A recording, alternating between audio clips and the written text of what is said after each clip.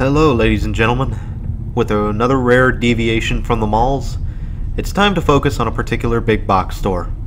I have to do it. You know it's coming. It's mandatory. This is Kmart.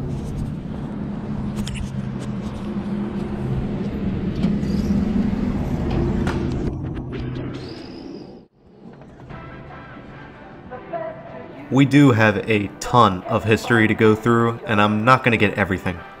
I will try to give you a rough idea of the timeline from the 1890s to 2019.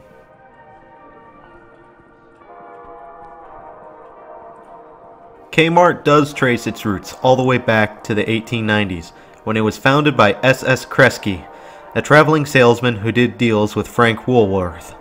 Yes, that Woolworth. In 1897, however, Kresge would move away from being a traveling salesman and would invest into a discount store in Memphis, Tennessee, signing into a joint ownership with John McCrory. This would arguably be the first ever Kmart, well before the name came to be. Within just 1 year, Kresge and McCrory would open up a second store in Detroit, and Kresge would later trade with McCrory for full ownership of the Detroit store. Just after the transaction, Kresge would move on with his brother-in-law to sign on the Kresge & Wilson Company.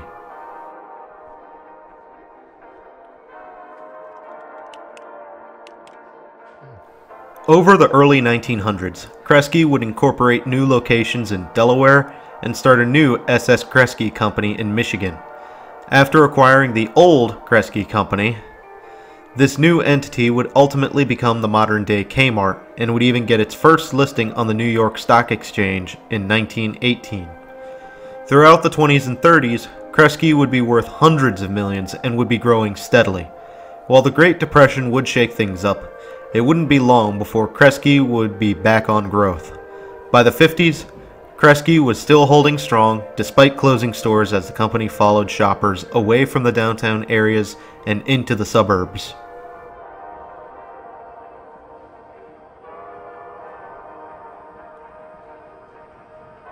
As the 60s came around, S.S. Kresge would be under leadership of Harry Cunningham, who would spur forth the first official Kmart store in 1962, located in Garden City, Michigan, and beating Walmart to the punch by about 4 months.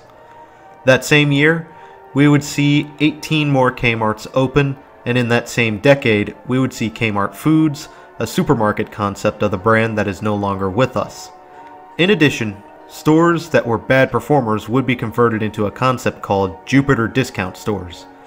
The concept was meant to be a bare-bones outlet version of Kmart.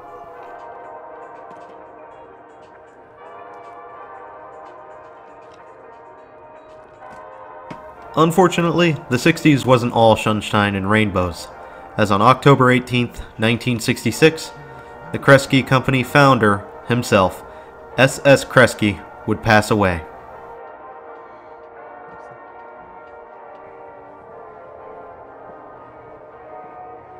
Despite this, Kmart would continue to perform, and perform well. Throughout the 70s, the combined presence of Kresge, Kmart, and Jupiter would put a number of competitors out of business. Only Ames, Zayre, Hills, Bradley's, and Caldor surviving to compete in the long run.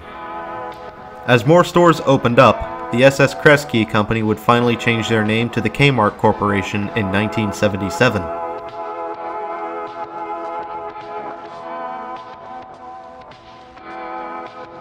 The 80s would see switch-ups in the corporate side of Kmart, but in 1981, Kmart would open its 2000th store.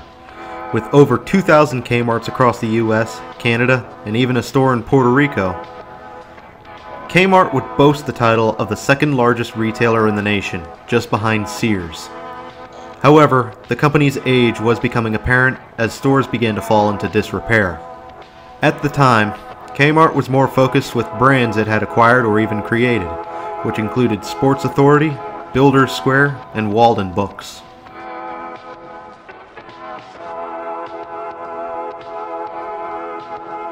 Kmart did continue its success into the 90s, and even took time to refresh its image with a new logo and a partnership with Little Caesars to update the K Cafe.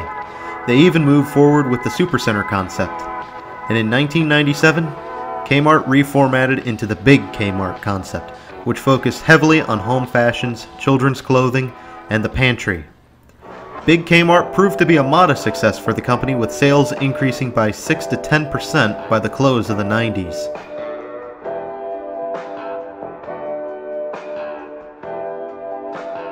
Unfortunately, something went very wrong with Kmart as the 2000s came in. Mired in lawsuits with Sega over the Sega Dreamcast, as well as lawsuits with Target over Kmart's Dare to Compare campaign, in 2002, Kmart filed for Chapter 11 bankruptcy. At the time, several new Kmart stores, including Super K's, were being built, and construction on all stores were immediately halted, regardless of progress made on the stores.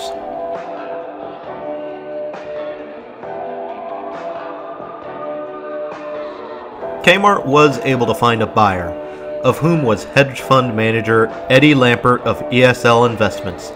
326 stores would then be closed in 2003 due to poor sales and lack of profitability. Despite what had happened, Kmart emerged from bankruptcy under Kmart Holding Corporation with Eddie Lampert at the helm. Things seemed fruitful at first as Kmart began trading on the stock market again, and new investments were sought out. Kmart even saw its first profitable quarter in 3 years by the end of 2003.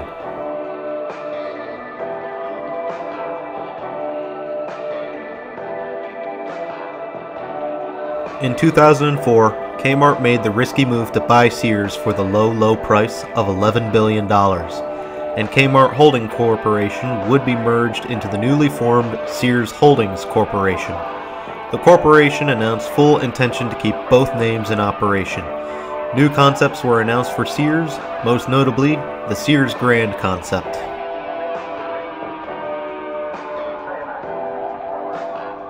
Kmart was still reinventing itself in 2005, bringing out the Orange prototype, which included a new color scheme, lower shelves, and updated departments with Kenmore and Craftsman. There was even a focus to put both Sears and Kmart together under the same roof, with Sears selling appliances inside Kmart. For a while, it seemed Sears Holdings would make the brands last another 100 years as sales began to rise and profits maintained.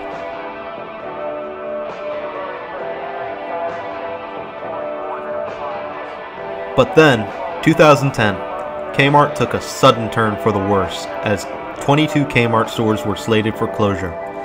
This move came after sales and profitability took a sudden dive. In 2011, Kmart closed 35 more stores for the same reasons. In 2011, after a terrible holiday season, Sears Holdings announced the closure of 100 to 120 Sears and Kmart stores combined.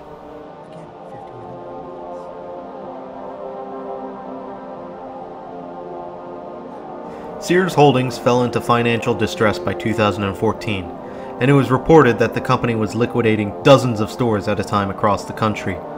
Also in 2014, Kmart became the victim of a data breach on credit/debit card information for customers, which was reported to have been contained with no customers affected by this.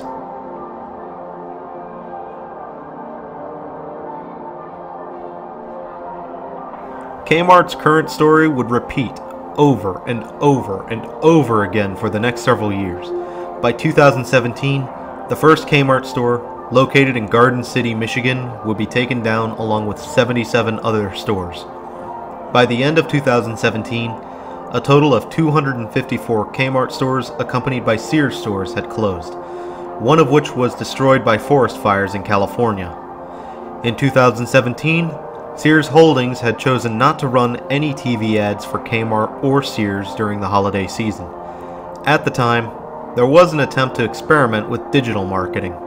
Whether or not this would work, however, would be irrelevant, as 2018 brought even more store closures. From a combined 10,000 stores to less than 1,000, this was downright humiliating and insulting for both Kresge's and Roebuck's legacies.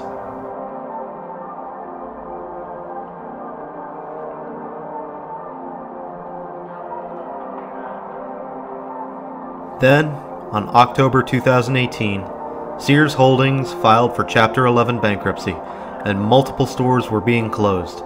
Eddie Lampert stepped down as the chairman, and there was speculation from small-time like me all the way to the top of the government on whether or not Sears and Kmart would find a buyer. Enter 2019, where a judge approved the sale of Sears Holdings to... Wait a minute. Eddie Lampert? To ESL's Investments.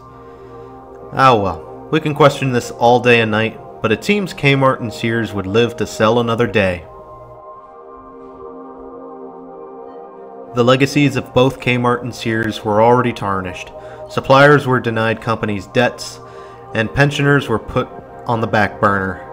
And in May 2019, the closings began once again with Walla Walla, Washington. Later that year, 5 more Kmart stores were announced, along with several other Sears stores. The last footnote in this story would include a listing of 80 stores leaked as of August 2019. This listing of Kmart and Sears stores included 2 Kmarts in North Carolina. One of those stores was number 7208 in Clemens, North Carolina. This very store we were touring right now. It seems the bankruptcy was all for naught, and the liquidations will continue until there's nothing left to liquidate. To the employees of store number 7208, I hope that all of you had a blast working for Kmart, and you can secure solid employment in the very near future.